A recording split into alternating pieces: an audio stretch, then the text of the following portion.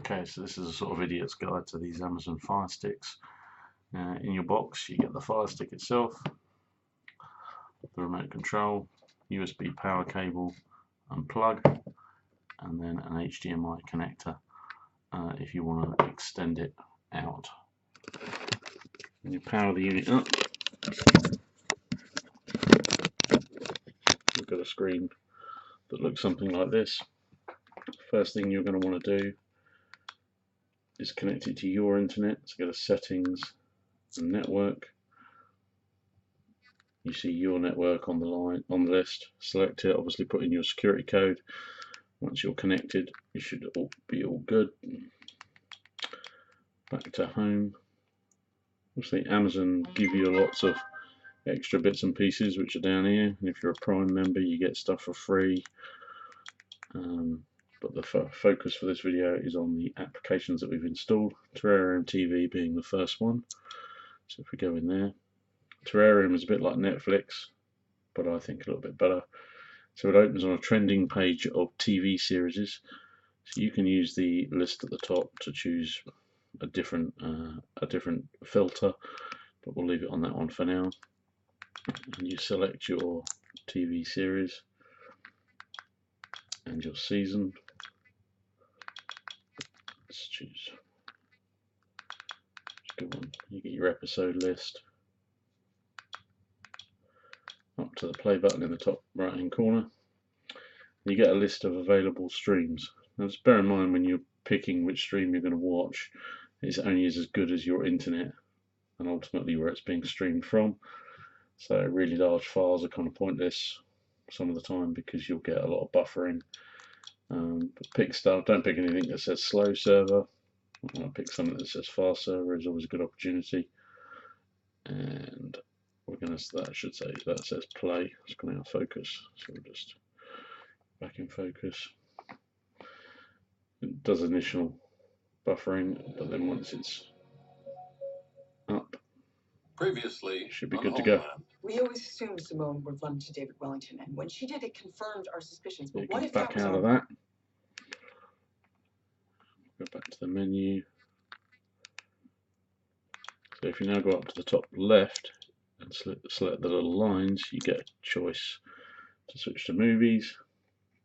Obviously, really new movies, the chances are you might get a camera, sort of a video camera version of it. You don't want that, it's pointless. So just be a bit realistic about what you're going to be able to watch. Pick your movie. Again, go up to the play button. Exactly the same process. You're going to get a list of streams available to you. If your internet's really good, then pick something that's a larger file if you want to try and get 1080p, whatever. But I normally pick something a bit more realistic. Let's go for that one and select play. Initial buffering. See, that's quite a big file, 1.2 gig, but once it's done the initial buffering, it should be good to go. So that's that really. Come back out of there. If you want to add a film to your favourites, you click this little star, and what it essentially does is when you're back at the menu, if you select the star, you can see TVs and movies that you've saved in your favourites list. So we'll come out of Terrarium. The other main application is LiveNet TV. So this is live TV channels.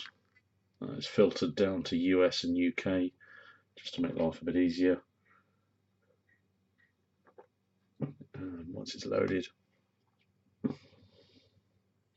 you'll get tabs along the top: entertainment, sports, movies. You scroll down in entertainment, and there's some US channels, UK. So let's look at scale 1, for example. It might offer you a link list, so you get a couple of options of where you can stream from. There you go, scale 1. You're not going to get a TV guide, so don't expect one. Jimmy. Looks like it's running well. Go back up to the top and to the filters. Sports. You're going to get as many sport channels as you can possibly think of. all your Sky Sports, all your BT Sports. Obviously, if you want to change the filter up in settings to show all countries, then by all means do so. Again, just try movies. You get some US movie channels, and then there's your Sky Movies, for example. There's a link list, so we'll choose link 1, see what that's like. There you go. Pirates of the Caribbean. Lost a ship in the Caribbean. You can tell them that after they've caught us.